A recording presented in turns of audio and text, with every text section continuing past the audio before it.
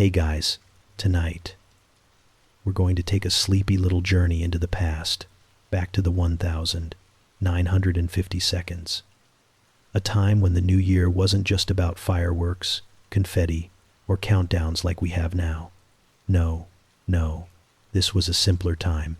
For kids in the 1950 seconds, New Year's Eve was mostly about family, superstitions, and odd little traditions passed down from their parents, who probably didn't really know what they were doing either. But who cared? It worked, right? So, let's relax and step into the world of New Year's for kids in the 1950 seconds, where resolutions were a bit quaint and superstitions ran the show. Now, we've all heard about the traditional New Year's resolutions, right? You know the drill. I'm going to lose weight, or I'll finally start exercising, or I'm going to learn how to bake bread, the typical grown-up stuff. But in the 1950 seconds, if you were a kid, your resolutions were probably a little less lofty and a whole lot more realistic. You didn't have to worry about improving your social media presence or becoming a minimalist. No, kids in the 50 seconds had simpler goals like, don't get caught stealing my sister's stuff. Maybe I'll clean my room. But let's be honest, I'm probably not. I'll try to be nicer to my parents. But that's pushing it. I won't break anything this year. I'll try my hardest. See, kids in the 1950 seconds didn't need to make grand promises. Their resolutions weren't about self-improvement or personal growth. They were about surviving the year ahead with as little drama as possible. New Year's wasn't a time to reflect on how to be the best version of yourself. No, it was more about getting through school, avoiding punishment, and maybe, just maybe, getting a shiny new toy for Christmas next year. But the fun didn't stop there. Oh no. Kids in the 1950 seconds also had their own special brand of New Year's superstitions, which were really more like rules to follow if you didn't want the bad luck of the entire year to fall upon you. You could have your resolutions, but if you didn't follow the superstitions, forget it, your year was doomed before it even began. And let's not sugarcoat it. These superstitions were a bit bizarre. For starters, there was the classic New Year's superstition of the first footer. This was a tradition that was especially important if you lived in a close-knit community where your neighbors were always popping in and out of each other's houses, like it was a game of who can visit the most this year. The superstition went like this. The first person to step into your house after midnight would determine your luck for the year. If it was a dark-haired man, you were in for a year of good fortune. But if the first person was a blonde-haired woman, gasp, then you were in for a year of bad luck. Honestly, imagine the pressure. As a kid, you're standing there, watching the clock tick past midnight, hoping that your neighbor Joe doesn't show up at the wrong time. Maybe you shove your older sister out the door first, just to make sure nothing goes wrong. That's real New Year's stress right there. And don't think the superstitions ended with the first footer. Oh no. Once midnight had struck, the next superstition was all about the food you ate. You see, kids in the 1950 seconds didn't just sit around eating junk food and watching TV specials all night. They had to eat lucky foods, foods that would supposedly ensure good fortune. One of the most popular superstitions was that eating black-eyed peas on New Year's Day would bring prosperity. And let me tell you, as a kid, you didn't get to make that decision. Your parents told you to eat your peas, and you ate your peas, even if you thought they were the most boring food on earth. And then there were the pork products, which were also believed to bring good luck. Because, you know, pigs root around in the dirt, and digging in the dirt symbolized digging for prosperity. And I'm sure a 10-year-old kid in the 1950 seconds was really thinking about all that when they were munching down on a pork chop. They were just trying to get through the meal without complaining, because complaining about pork was practically a sin on New Year's Day. Let's not forget the grape superstition, which is honestly one of the more charming, if not a little strange traditions that kids still tried to follow. You see, the superstition went like this. You had to eat 12 grapes at midnight, One for each month of the year. Sounds simple enough, right? Just pop 12 grapes in your mouth and everything will be fine. But the catch? You had to eat them all before the last chime of midnight. Imagine trying to eat 12 grapes in a row while everyone around you is shouting and counting down. Talk about pressure. And let's be real, how many kids, no matter how well-intentioned, manage to get them all down without choking or laughing? Probably not many, but still, the idea of eating 12 grapes was symbolic of having a full year of good luck. It didn't really matter if you got all 12 down, because as long as you tried, you were part of the tradition. And let's be honest, in the world of 1,950 seconds superstitions, trying really hard was half the battle. Now, let's float over to another superstition that involved the house itself. You didn't just have to worry about who came in and what you ate. No, you also had to worry about what your house was doing at midnight. It was believed that if you opened all the windows at midnight, it would clear out the old year and let the new year come in fresh. So, there you were, a kid in the middle of winter, running around opening every single window in the house, windows that probably didn't even close properly to begin with, but no one questioned it. After all, who wanted to risk bad luck by keeping the windows shut? You had to follow through with the rituals, even if it meant freezing your fingers off in the process. And speaking of freezing, let's talk about New Year's Day itself. For a kid in the 1,950 seconds, the New Year wasn't just about the midnight celebration. It was about the whole day, and that meant braving the cold to get to your family's house or your neighborhood friend's house. You'd put on your best hand-me-down coat and scarf, hoping that you didn't catch a cold on your way there. There was still that New Year's afterglow, but by the time you walked home in the icy chill, the excitement had worn off, and all that was left was the sense that maybe, just maybe, the next year would be better, or at least a little more interesting than the one before. But despite all the superstitions, traditions, and strange resolutions, there was one thing kids in the 1,950 seconds New York were pretty good at: dreaming. They might not have had grand visions of wealth or success, but they had a sense of hope that was passed down with every grape eaten, every window opened, and every wish made. It was a time when kids didn't need to be perfect, they just needed to believe that the next year would be a little better, and that was enough. Now, let's talk about the family gatherings on New Year's Day.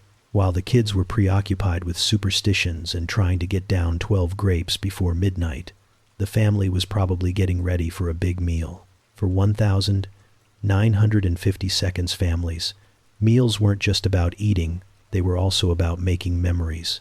Of course, New Year's Day meals weren't the grand feasts we think about today. There were no fancy buffets or gourmet hors d'oeuvres.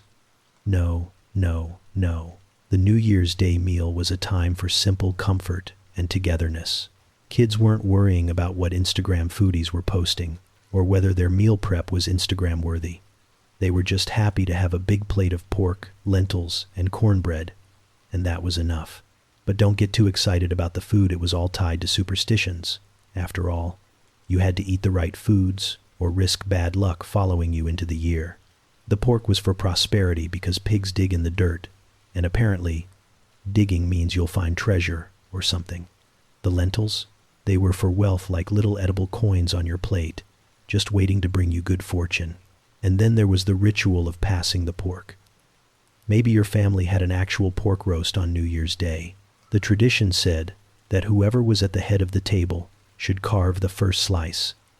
And if you didn't get the first slice, well, you weren't part of the lucky crew. So, it became a bit of a family competition, and the kids were no strangers to this challenge. Picture it: a big table full of expectant faces, and the youngest child holding their breath to see if they were lucky enough to get that first bite of pork. If you were a kid, you wanted that piece. No matter how much you didn't like pork or how much you dreaded the smell, this was serious business. Now, after the meal, things would settle down for a bit. Everyone would go back to their routine of getting back to normal life. You know, there was no 3-day hangover recovery or taking a week off for self-care like we do now. The 950 seconds were a time of hard work, and that meant going back to the grind. But before that, the kids had to face the inevitable end of the holiday with one last superstition to get them through. Let's talk about the concept of New Year's Day cleanup. I know cleaning isn't fun for anyone, but in the 1,950 seconds, it wasn't just about tidying up the house. No. It was about making sure that the house was clean and ready for the year ahead. Why? Because if you started the year with a mess, well, that could be a sign of how the whole year would go. So, if you were a kid, you might have been handed a dust rag or a broom and told to get rid of every little scrap of paper, crumb, or anything that could be considered unlucky. There were rituals to follow. Even with something as mundane as cleaning, the last superstition was one more glance at the windows. Before you closed the door and let the world move on, you had to make sure you didn't forget to open the windows again for a final cleansing. The windows were like the mouth of your home, and if you left them closed, well, you were inviting bad vibes into your space. So, out you went, probably shivering in the cold, but it was important to open every window for good luck. It might sound a bit strange, but for kids in the 1,950 seconds, this was part of what gave meaning to the day. It wasn't just about traditions. It was about belief, and that belief gave comfort in a time of change. These were rituals that tied the kids back to their parents' roots, to home, to the world they had left behind. But, as we all know, after the windows were opened, the superstitions checked off, and the meal was eaten, the reality of 1,950 seconds childhood was far from glamorous. Kids didn't get to live out their dreams of prosperity or wealth from eating lentils. No, they had to face another year of school, chores, and getting yelled at by their parents for stealing too many cookies or losing their mittens. The hope of a better year didn't magically fix things. But there was a certain comfort in the rituals. The resolutions weren't just promises. They were a way of feeling that the new year might bring some small improvement, even if it was just a little bit of luck or a better seat at the dinner table. So now that we've made it through all the superstitions, the grapes, and the pork, let's take a detour to immigrant kids in early 1900s New York, where New Year's Eve looked very different from the somewhat modest rituals we've been discussing. For immigrant children, New Year's was not just a time to make wishes for the coming year. It was also a time to hold on to their roots while trying to survive in a new world. New Year's Eve in early 1900s, New York was chaotic and full of uncertainty. But for the kids, well, they found a way to make do. Immigrant children were often caught between two worlds. Their parents' homeland, full of old-world traditions, and the new world that demanded they adapt, survive, and fit in. It wasn't easy. These kids didn't have the luxury of dreaming big dreams of health and fitness. They dreamed of survival, of belonging, and of finding a way to make it through the next year without the grind of poverty getting any worse. But despite these challenges, the immigrant children's celebrations had a strange, hopeful energy. Their families might not have had much, but they had the traditions of their ancestors to hold on to. For them, New Year's wasn't just about celebrating the end of one year and the beginning of another. It was a chance to reaffirm their identity, to remind themselves that they were part of something bigger, something that stretched across continents and generations. Now that we've covered the superstitions and simpler traditions of the 1,950 seconds kids, let's dive deeper into how the immigrant children in New York during the early 1900s celebrated the new year. Their celebrations were a mix of adaptation, tradition, and the reality of living in a new country. The celebrations were loud, full of energy, but also steeped in struggles. For these kids, New Year's Eve was much more than fireworks and food. It was an anchor in their new lives. The new year wasn't just about hope and superstition.